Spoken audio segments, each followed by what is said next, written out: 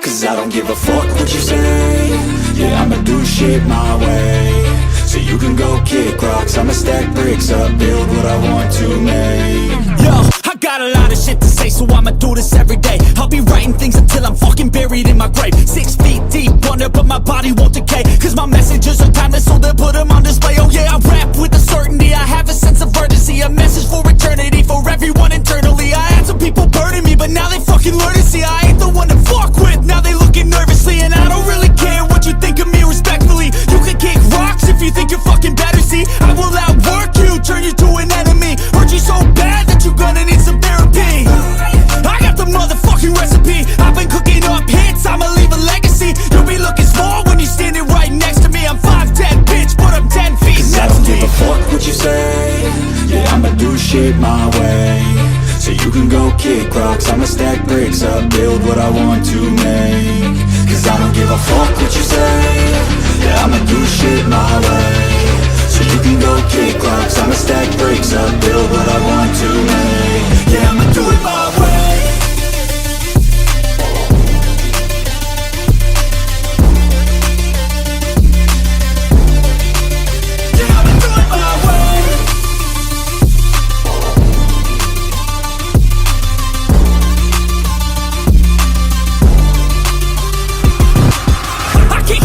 Coming out with a statement. You really changed, man.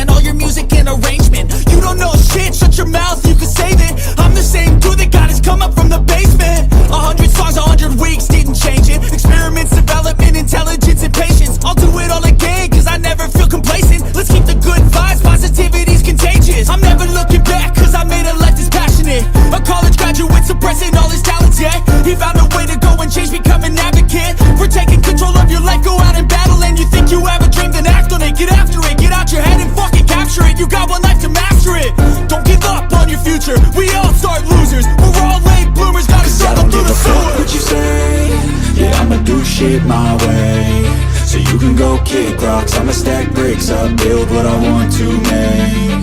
Cause I don't give a fuck what you say, yeah, I'ma do shit my way, so you can go kick rocks. I'ma stack bricks up, build what I want to make. Yeah, I'ma do